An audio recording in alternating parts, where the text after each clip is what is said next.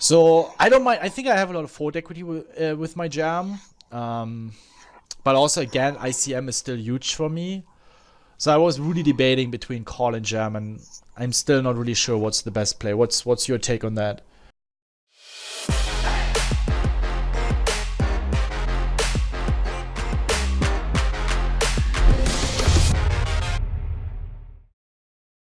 Welcome, guys, to our last and final part of week race and my review of the Bounty Builder 500. And we're going to jump right into the final table because we have been covering a lot of early game, mid game. I think it's time to mix ICM with the implication of bounties. I think it's one of the toughest parts in bounty tournaments, but there's of course some simplifications we can use in order to approach those final table spots in a very effective way and make our lives very easy. Welcome, Nico. Hey, how are you doing? I was thinking that we first take a look at the stack distribution. We have the blinds are 40,000, 80,000. We have around 1.8 million. We have a couple of 25, 30 big blind stacks here to our left. Then Who Ate My Dog has around 15 bigs, 14 bigs. Nasty Minder is the chip leader with 50 bigs. Actually he's the third chip leader, sorry. Then Sufudems has also around 14 bigs. Caesar has around 40 bigs. Nano Duan has around 50 bigs, 55 bigs. And Easy Toll has around 100 bigs, right? Is it 70,000? No, 758. Yeah, he has around 100 big blinds. So we're somewhat more of a short stack, couple of shorter stacks, so we have to be very careful. But I think one of the biggest mistakes a lot of players do on final tables is actually to overvalue the bounties. Is there something that comes to your attention when you think about blunders that people do on final tables, bounty final tables, or would you agree that this is one of the biggest mistakes? This is definitely one of the biggest mistakes you can have, like mindset-wise, at the final table of a KO, that you try to hunt for bounties. So always keep in mind that on the final table, the bounty prize pool is already very small. A lot of players that already take out a lot of money during the course of the tournament, right? And at the final table, of course, the players have bounties left. But from the bounty prize pool, which started in the tournament, there's around about, let's say, 10% left, right? So let's say we had 500k bounty prize pool at the very start in this tournament, and now you have 50k left. But from the payouts which you are getting from the payout structure, right? So finishing 8th or 5th or 1st in this tournament, there's actually a lot of money left. So, sorry. So the ratio between how much money you are getting for finishing in place 1 to 9 compared to the money which is left in the bounty prize pool is around about 4 to 1 or 5 to 1 sometimes. So stacks have an enormous value, and bounties don't have such a big value anymore. So don't hunt as much for bounties at the final table. Yeah.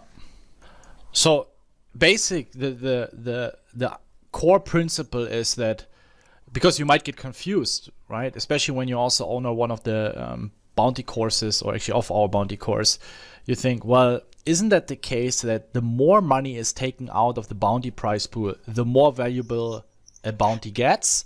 But also, the closer we get to the final table, or if we're on the final table, the ICM also becomes important, and the stack itself is very valuable, and also the value of the stack increases from placement to placement. So yes, it's correct that actually both the bounty and the stack itself, so speaking about ICM, becomes more and more valuable. But the point is that actually the chips itself become more valuable on the final table compared to the bounties. Is that a valid summary of how this mechanisms between bounty and the chips work on final tables, or is there something you would correct or add? No, that's a good summary of everything. So stacks are becoming just worth more and more during the course of the tournament, and bounties are becoming also worth more and more. But if you think about a line of worth, right, for both things, then the stack worth is increasing way faster compared to the bounty value, and so stack value at the final table is enormous compared to the bounty value. Yeah. So this is also something you will learn in the bounty course. Of course, we don't have the time to show you all the math. There's some very simple calculations you can use in order to really understand what is actually the implication of a certain bounty that is in play, or a certain stack. And I mean, of course, there's still certain situations where the bounty is worth a lot and we still have to, you know, go extremely wide. But usually the first and foremost thing you need to take into consideration is ICM, are the pay jumps. And then, of course, the bounties will have sometimes a tiny impact and sometimes a bigger impact, but most of the times the impact isn't that big as you might think. So be very, very careful when it comes to final tables in bounty tournaments. And I would say we jump right into the action. And we always try to consider all the bounties that are into play. And we also show you how we approach those situations here. And yeah, let's see. So first spot here, small blind, 100 big blinds. I guess we both agree that he's going to be opening extremely wide. He's raising, and we have the biggest bounty. No, we have the second biggest bounty. So we're short stack and have the second biggest bounty. So I think our strategy is just playing tight, right? I mean, our strategy is just playing tight. I mean, yeah. I'm a little bit confused that he's not jamming. Yeah. So he should jam a lot of okay-ish equity hands and even like mediocre non-equity hands, like 8-6 offsuit, something like this, right? And the 3x actually should be very, very polarized, which makes me want to fold even more in the spot, I think. You want to fold here? I think I want to fold because I think the range is very polarized, which is 3xing here. Yeah.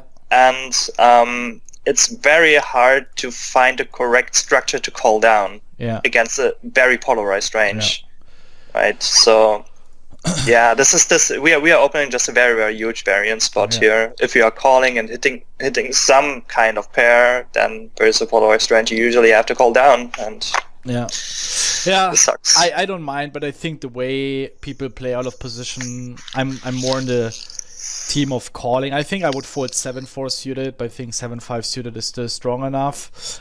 Just as a side note here, as you can see, we have 7,000 in bounties, and as you know, in a Pokerstars bounty tournament here in the Bounty Builder 500, the starting stack is 25,000, and the starting bounty is $250. So we have around 27, 28 bounties, and as you know from the previous videos, that a starting bounty is worth around 1/3 of the starting stack. So now, of course, the value of the bounty increases. So let's assume it's now worth somewhere around 40%. So actually, we should take around 11,000, 12,000 chips is a bounty worth. So now we have 27, 28 bounties. So if you multiply 28 times 12,000, you get a number somewhere between 300 and 400,000. So that's why Nico just mentioned, hey, you should just be jamming a lot of hands, because yes, it's 20 or 25 bigs, but if you consider the dead money that is in play for our bounty, it's actually not that much that he's risking, because the reward is going to be so big in case he wins an all-in against us. But let's say if we have a tiny bounty, let's say we have only 1,000 bounty, he's pretty much risking a lot to not win a lot. So the risk-reward ratio is really, really bad. Let's say we have just 1,000 in bounties. We have 4 starting bounties, which means it's just 40, 50,000 in chips. So then you can see the comparison of a big bounty and a small bounty. And you basically don't have really incentive to jam really wide here. Of course, ICM in this play, and this might still be profitable, but it's not so profitable as against our big bounty. So this is one of the spots where the small man should be jamming a lot of hands and play it very aggressively, because our stack compared to what our bounty is worth is actually really, really good for the small blind. He should be jamming a lot of hands. Anyway, I opted for the call. Nico disagrees with. I think it's close. I also don't mind folding in hindsight, but I think on this flop we just have to call. Now we are puking and calling. Especially with all the backdoor equity. Would you consider ever jamming here? Don't you? No. Think? Okay, good. No. Since I see a polarized range, There's no reason to jam. I mean, you will give up on a lot of turns with this crap, and barrels through like semi-bluffs. And I think turn we have to fold. Definitely fold. And if he elects to construct his range the way that he has like really nutted hands and not so many garbage hands inside, then he's of course 3-barreling all of the times, right? So let's say he has like a ratio of 1/3 top range and 2/3 garbage, and he's 3-barreling every board. You cannot do anything with your hand. Yeah. And this is why I don't really like calling with non-high card hands, which you cannot confidently call down. Yeah. In the bounty scenarios, it's just hard. Good points. Yeah. This was an interesting spot. So now we're one of the shorter stacks. Also, I think we're very equal with the other short stacks, around 14-15 bigs. Not a big of a difference. Still, our ICM is big. Even though we're a short stack, being equal with one or even two other stacks gives us still a very high risk premium. This was a very interesting spot because it looks very tempting, all this dead money. But the problem I see is that I think Hijack's range is just insanely tight. I think we have 0 fold equity in this spot. You have 0 fold equity in the spot. So I think we should just fold. What would be the hands you would be jamming with? I'm not deviating much from the regular ICM range, which I would jam here. I mean, you are the shortest stack, so you have the exact ICM spot which you would have at the non-KO final table, where you're not the shortest stack. The SOOF of Adam guy has a little bit less, right? But yeah, more or less you're since you cannot win a bounty here, you're playing the exact range which you would play at the non-KO final table. Yeah, exactly. And you would never jam ace-10 in a non-KO final table, ever, right? So your bottom, probably if you see some exploits, right, then you would. But yeah, my bottom combo is ace-king, to be honest, right? I'm jamming ace-king, ace-queen suited should be close-ish. Probably it's not even close-ish if the cutoff overcalled some traps. Yeah. Don't you think that hijack is opening a little wider in a PKO here, since he covers small blind and big blind? So he has an incentive to open a little wider. But the button and the cutoff should 3-bet a lot here. Yeah, of course. Like really a lot. And if they're aware of this, then you should still open like very tight. Yeah. I see your points. I just, based on my experience, I would sometimes see that people, again, overvalue bounties. Thus, they might be opening a few hands that should not be in their opening range, like a hand like Queen 8 suited, or maybe one of the suited connectors a little too wide, and an ace too wide, a Broadway hand too wide. So I think here in a PKO, I would expect people to that they are also calling hands we have more equity again. So let's say if he has King Jack suited, or if he has King Queen suited, he might just ISO jam as well. So against this entire calling range, we will have more equity. I would probably go with ace queen off, honestly, here. It's really hard to analyze this spot in an ICM tool because there's a 4-way situation, right? So this is not possible to analyze. And these additional 2 big blinds definitely make a big, because this is pretty much dead money, right? Right, this is 100% yeah, this definitely will falsify the results by quite a bit.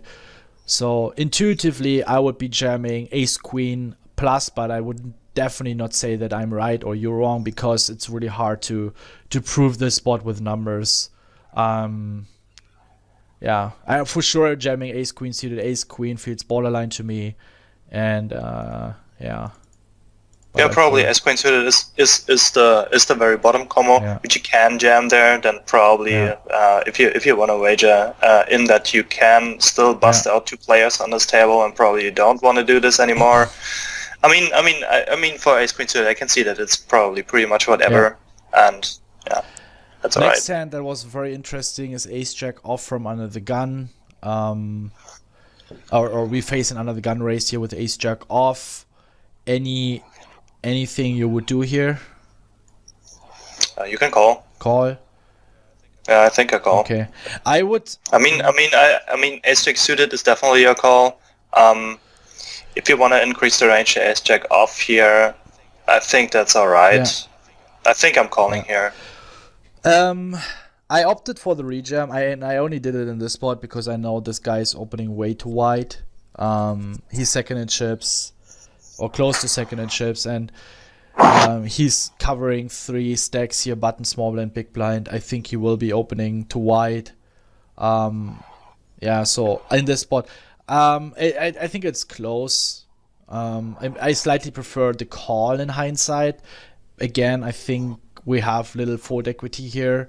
I mean, he knows we have 7k in bounties, so in general, when you're an ICM spot and you have barely any fold equity, you want to be reshoving very tight. Probably here's good to just get in the information that on a PKR final table, the ICM pressure on the combos which are close are not that hard punished if the other one is calling way too wide, because you have this price pool, this bounty price pool, which analyze no ICM pressure, right? So you have all the money which are on the players' heads, and it's not dependent on the payout structure. When they are busted, you are getting the money, right? And you are participating on this price pool directly with your chip stack, if you want to say so. And this makes the EV of your rejams really stable. Okay. Doesn't really matter how much the guy is raise calling there. If he's raise calling, like let's say he's opening 50% there, because he can probably open 50% there with all the shorter stacks behind, and he's raise calling, of course, his whole range against your rejam. It doesn't really matter if he's raise calling his whole range, or only half of it, or 1/3 of it, or 5% of it.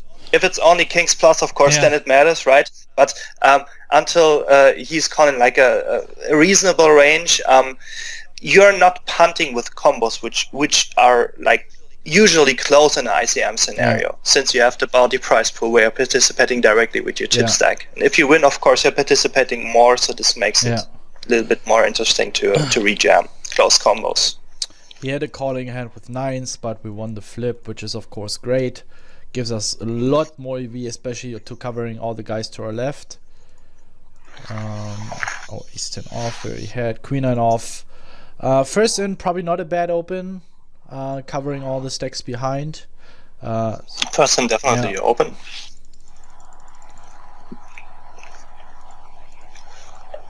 Ten-6 off, we're not going to do anything. We're getting a walk here, which is very surprising to me. I think small blind should be...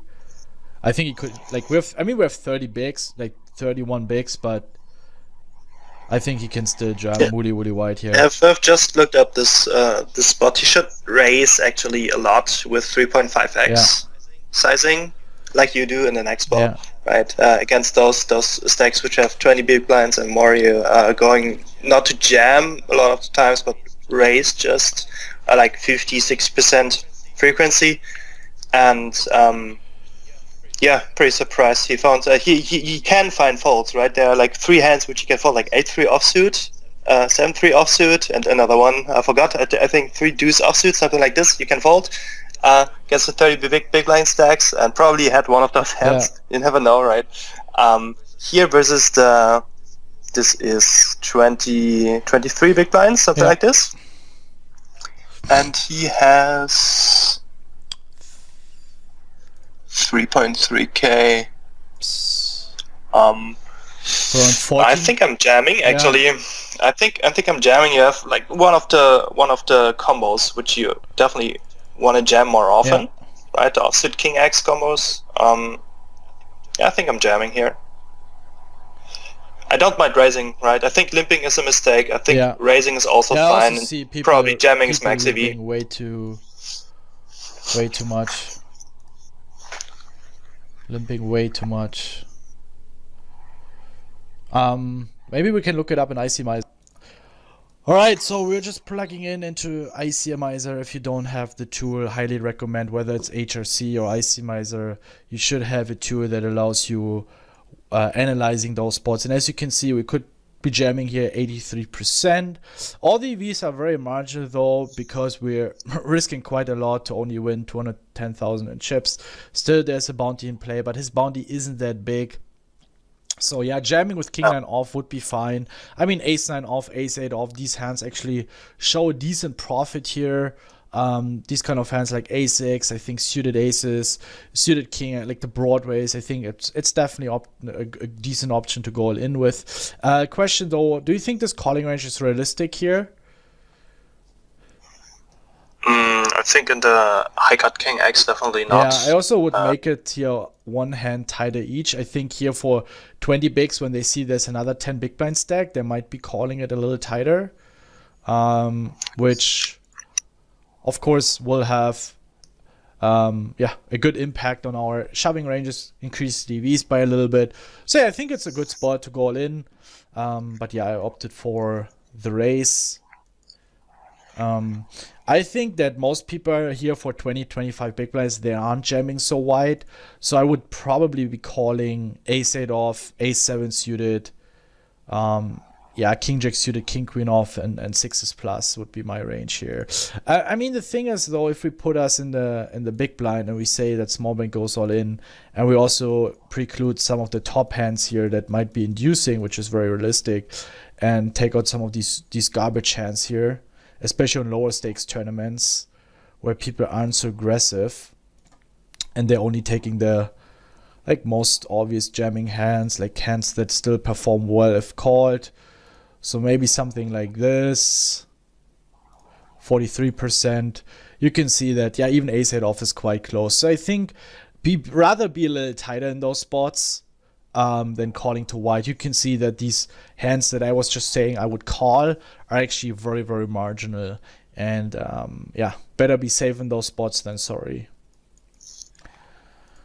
So I went for the raise and check. And then call.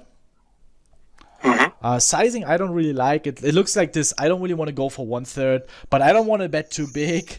Let's go for this 40% sizing. But yeah, of course, we still have to call and we check it down. He has a 10. Yeah, so it's like super obvious. Very often a 10, right, with this kind of line. So. I mean, we still have showdown value against queen 8, 7 8s, 8 6s. Maybe a weaker 9 that just, wants to bet once and then, just freeze the action. But yeah, I think it's very often a 10.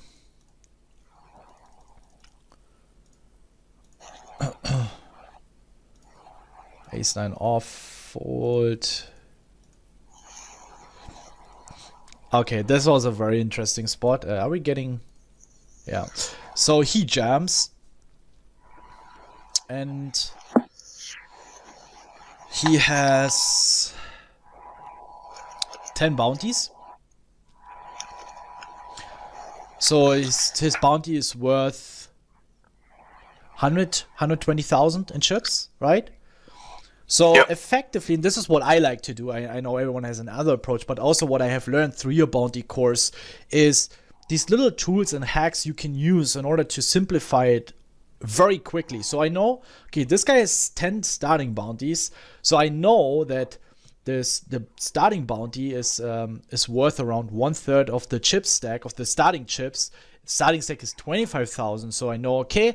And also, as you teach in the course, the value of the bounty increases, and as we have learned or as you teach in the course around the final table, it can go up to 40%, 42%. So we can say that one bounty is worth around 12,000 in chips. So now he has 10 bounties. So we have an approximation of around 90,000, 100,000, 120,000 in chips that is bounty worth. So effectively, I'm facing an 8 big blind all in. It's not 100% accurate. It's just a rough approximation. And would we be calling in a freeze out against an 8 big blind all in? Probably not, right? So I know I would be calling here against an 8 big blinds all in. So I would be calling hands that can call in all in with 8 big blinds and not 9.3 big blinds here. So I know I can transmit my calling range from a PKO into freeze out, because I guess you guys as well are more familiar with freeze out calling ranges than PKO calling ranges.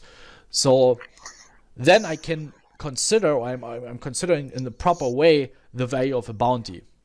At least it works really well for me, because in game, you can't really make all these calculations, but it's a really cool hack, or really helps me a lot to to find the right calling range, or at least a somewhat accurate calling range for PKOs and final tables. Would you agree this is a proper way? Just also I get the confirmation from myself that I can approach it like this, or would you say that this is to a very big degree a proper way. I do it differently, but this is totally alright. How you're doing it? I just look at the ratio here. So I see he has round about 40 starting stacks, right? And he has round about 10 starting bounties. Yeah. So I know just that the odds which I'm getting, I think we need like 43% here to call. And with the bounty, if this was not a final table spot, I need like 40% here to call. Roundabout. Yeah. Okay, so it's 44%, so I need like 41% to call here. And 8-7 offsuit against perceived very, very strong jamming range is of course never even close to having like 40 or 41%, so it's definitely a fold. So you can see here very well that you might think, oh, he only has 9 big blinds, he has, how much is it, 10 bounties, let's go for it, we still have 10, 12 big blinds left, might be a good spot to hunt for bounties, but it's not. I would, in a freeze out, I would probably be calling ace-10 off, king-queen, king-jack suited, like probably king-queen suited, and something like ace-8, ace-7 suited, and probably 5s plus. And you can see here with the impact of the bounty, we only call 1 or 2 combos or 3 combos of suited ace loser. We call 1 more off-suited combo. We call 1 more of these broadways, and we call 1 pocket pair loser. So the impact is actually not that big. As also Nico just explained, that the difference is really only 1 or 2% in equity. So a very, very good example of how little impact his bounty actually has. And I think the calling range is pretty good. I mean, jamming ranges we can look into if that is realistic. I think, yeah. I think it's probably even still too wide. Yeah. I also would think that some people are shying away of these and some of these hands, and then, yeah. Again, rather call it tighter in those spots. And 8-7 off, of course, a clear fold. And if you don't know the math, it's super easy to level yourself into a call in those spots. Yeah, especially with the argumentation, which I really often hear, right? That, okay, this is 1 pay jump or 1.5 pay jumps, this bounty, which might actually be like roundabout the case that this is 1 pay jump, like 1.5k or 1.3k, which you can win here, at least from 9th to 8th. And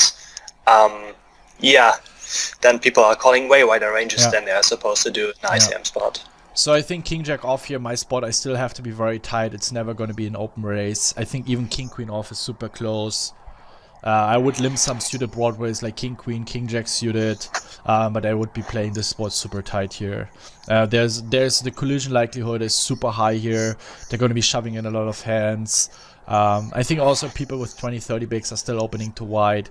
So yeah, it's a spot. And then people are also going to be reshoving quite wide against me. So I want to have a very tiny raise fold gap here, or limp fold gap. Worked out pretty well for me. Small blind wakes up with a hand, knocks out the player. And here, the only thing I can do is actually try to ladder, right? There's like trying to play tight, trying to play solid. This is one of the spots where you can't do moves. You just have to wait and play tight until you get a hand or set up or people bust each other. Ace-3 suited, yeah. Also I would never be overcalling here. It looks tempting, right? So much money in the middle, but as you can see, also for the stack to pot ratio post flop, there's only 1 million in the middle, and then you have 1.3 million behind. And it's like it's just too much of your stack that you're gonna invest. I also wouldn't be calling 10-9 suited, because also Geraldo's calling range has hands like Queen Jack suited, King 10 suited, King Jack suited, 9s, 8s, and they're gonna block a lot of your outs. So the card removal effects for calling those hands are very, very important, especially when you consider your opponent's calling range. So yeah, even Jack 10 suited I would be folding.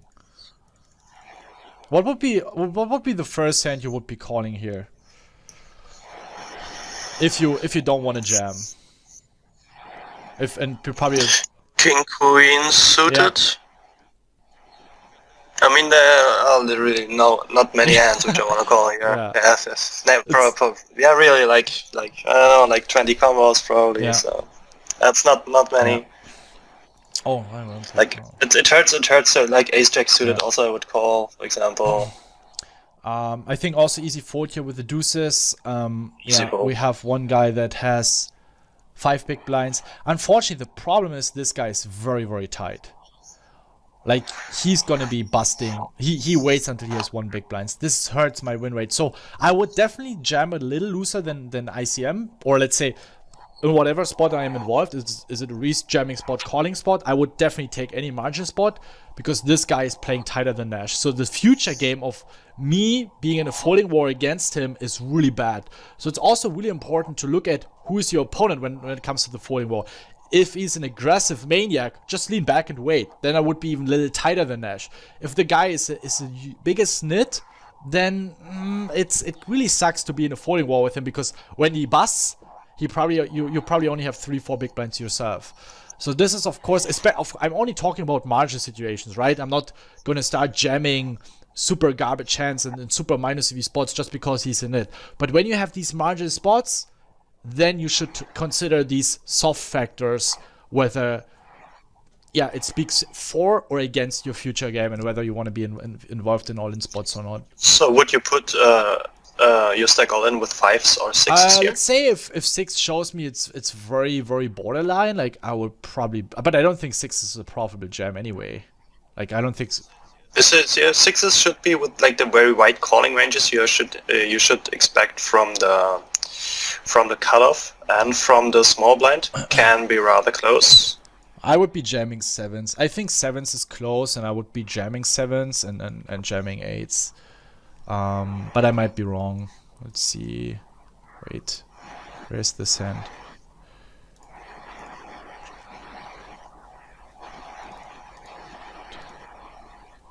Here it is.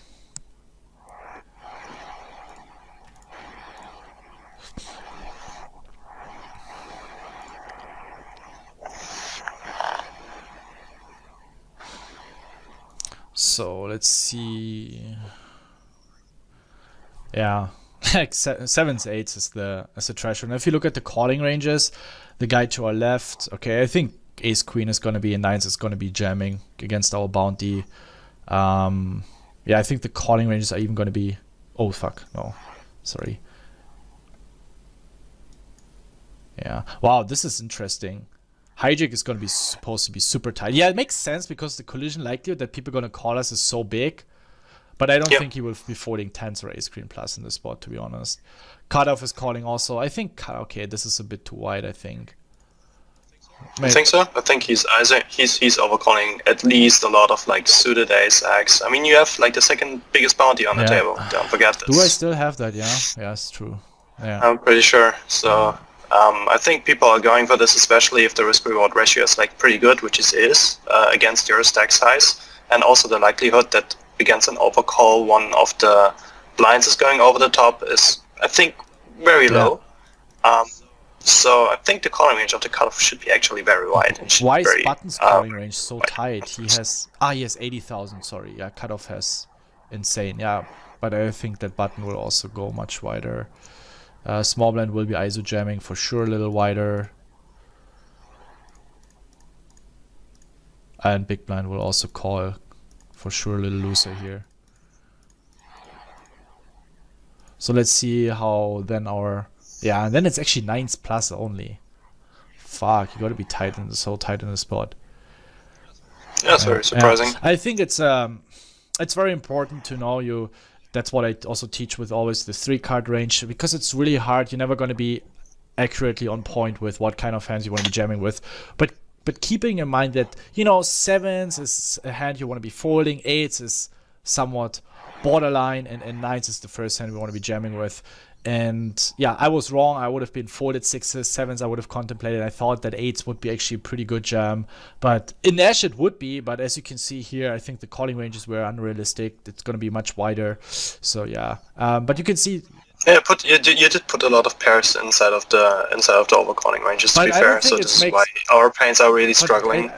I mean, even if I don't want to argue against your ranges. I think they are totally fine. I just overrated the amount of broad rates I think there are in the calling ranges, and also the likelihood of multi-way all-ins, especially if the for example, the card player is going all in, right, or the other short stack, then we are like in a very bad situation in multi-way all in, because the big stacks are always calling in those spot, not always, but they are calling a very wide range, right? And all low pairs are not performing very well in the multi-way spot. So we had a very interesting spot here that, again, not nasty minor open. We call. I think reshoving is not an option. He bets on the flop. I really think that it feels very tempting to jam, like because the thing is, his range is gonna be insanely wide. He might even have a hand like king 3 off. You know, it's one of these spots where, let's say if his range is a little like still wide but not absurdly wide, I would be a little more careful. But he could have hands like queen 4 off or jack 6 off in these spots. It's definitely possible. Or jack deuce in clubs, that he bets the flop and then he wants to jam any queen or any 8 or any club. So I don't mind. I think I have a lot of fold equity with my jam. But also, again, ICM is still huge for me. So I was really debating between call and jam, and I'm still not really sure what's the best play. What's your take on that? I'm calling. Okay. Well, let's see what I did. I also called. Goes check. River is very interesting. Would you be jamming 7-8 on the flop? Yeah. Okay. Yeah. So then, if you have queen A, but also the thing is, something I've been coming across a lot, like we don't need to bluff a lot on the river. For us, if we are wrong, it's just going to be so expensive, like so expensive, and I don't think he will fold a king. And I also think he won't fold a king, right? Unfortunately the ace is like a very bad card. Literally you have no ace X. We just represent too little. We have all the jack 7 suited, queen 8s, we have maybe some 8-6s with backdoor flush draw, probably be folding on the flop. Actually, we have some 5x. So for him, it's very easy to level himself into, we have a bluff here. So I like my give up. He jams himself. So I also think that a lot of his bluffs, like a gutter or a straight draw, would be jamming the turn. So we're also not gonna make him fold better draws. I really like my give up there. It kind of sucks, but nothing you can do. And we're down to 8 big blinds. This was of course really good that he range jams his ace king suited and he runs into kings, which is, I mean, lettering at this point is just so huge. And we lettered another time. He's down to 3 big blinds, so he was literally waiting until he got a good hand. King jack off against ace deuce off. I think pretty standard from all players. 10-8 suited. Again, we call. And this time we just check jam, right? I mean, yep. He had 6-5 off. So I think I kind of expected him to be really wide here in these spots, which is good, of course, but he can open any 2 from this position now, so. This is the problem that, okay, as you guys know, my bounty's worth 400,000 chips, so I'm effectively rejamming 12-13 big blinds, so I should have a lot of fold equity, but this guy has fucking 17 million, so I was just afraid he's like, 6-4 suited or 7-8 suited, let's call. Go for this guy's bounties. So also the cutoff only has 4 big blinds. 5 big blinds. So there's, again, it's a great rejam spot, but the ICM is still so big, so I just went for the call. Against his wide range, I think it's fine. Yep, I would also call. And then we just have to fold. King deuce suited. Oh, and now this, I'm really happy that my gut feeling was kind of right, because this guy makes I mean, if you see Geraldo Cesar has a 6k bounty, we know it's around 400,000 in chips, like actually just 300,000, and Nano Dwan only has 3,000 bounties. So compared what is here at risk, I personally believe this is not a good call with ace 4 off. Versus the Nano Dawn ISO jammed definitely not a good combo. I don't mind seeing like a lot of king x calling there, like a to be suited honest. king or something, you know. Yeah, but the ace x combination should be versus the two jamming ranges pretty crushed. And the queen x and the jack x combos, of course, are getting like a little bit better. Yeah, suited Also, connectors are also much better here, right?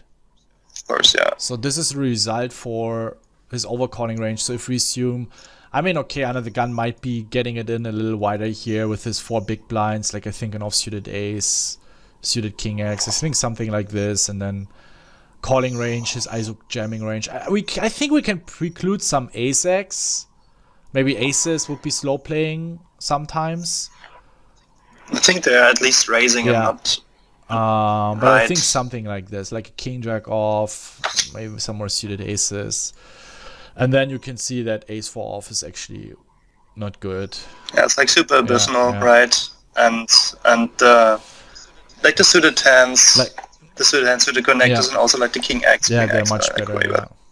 This is one of the spots where you shouldn't be so much focused on, okay, we have an ace, we should be doing well, but it's better to have a suited connector performs much better here when especially the cutoff has. His ISO jamming range is still 12%, but it's still relatively strong. So you want to have. But by the way, what you can also see it call it abysmal actually isn't like super horrible, right? So what you can see is that the bounties are actually making up a lot. It's not for the worst combination you have, right? It's not like an insane punt to call there an ace x. Actually, not even 3 deuce offsuit is like an insane punt, right? So compared to the EV of aces, it's not like super if you horrible. see that's a 3-way all in, if you think about a freeze out, we're probably going to be calling like ace queen and ace jack suited plus, you know. So you can definitely see a huge impact from the bounties here, but which is of course good for us. And we let it one more time. I think then we did let out one more. Yeah. Yeah, we did. I think again against the super wide range, very easy defend. I remember this hand. Jesus Christ. And river, he bets 360k, and we are calling. You're calling? No, we are not calling. I mean, yes. Obviously, doesn't have many clubs, right? But he probably has a lot of straights, and we are betting a lot of clubs. He can have a lot of pair plus clubs, like 9-8 off with 8 in clubs, like it's mostly the pairs plus club, right? But I think still versus your like pretty big bounty, it's more or less straightforward play on the flop, and I don't see as many clubs. I'm very surprised he's checking this because he definitely should just bet call. Right, so I'm actually not so afraid of the club on the river, but since the river brings also the straight, and you can just merge bet the straights. That's what I thought so too. I think we have to fold on the river. That was exactly my thought process, but in the end, people still don't bluff as much as they should. And then the last hand, we open jam the king 10 off, run into an ace 5, and we run so horrible and don't win this flip and don't have a comeback. Just kidding. I think there was not so much more we can do. I mean, here and there, a call or a defend a little too loose, but on final tables, you know, it's a long grind. You will do slight mistakes, and I think it's very important to avoid big blunders. Anything else you would like to share from this session? No, I think this was a very solid performance. You did not fall into the very standard traps, which I see a lot of the times at the final table by calling way too loose combos, and it was solid performance. Thank you very much. I appreciate that feedback from someone who's considered one of the best bounty tournament players in the world. And if you guys want to learn more about how to approach bounty tournaments in all different stages of a tournament, especially on final tables, I highly recommend you checking out the course. Everything is explained in a very simple understanding way. Goes very deep, yet tries to keep it very practical so you can use the stuff right away. You don't need to be a math genius, you don't need to be a math wizard in order to understand what's happening there. But even if you're a math genius, Nico is providing even all the PDFs breaking down the math from scratch into the most deepest levels. For me, it was definitely something, it took me some time to go this through, but if you just want to use the stuff right away, I think the value is insane. So helped my game a lot, and I'm running deep in PKO tournaments every week, so it definitely helped my game, and I see a lot of edges in every single tournament. And yes, of course, I am involved in Raise Your Edge, but I can put my name under this course and say this is a course that is insanely valuable. So if you want to learn more about bounty course tournaments, check it out. It's worth it. And then if you have a question regarding this video about bounty tournaments in general, drop it in the comments or join our Discord. We're gonna give you a lot of advice there. See you guys, and I hope you enjoyed this video.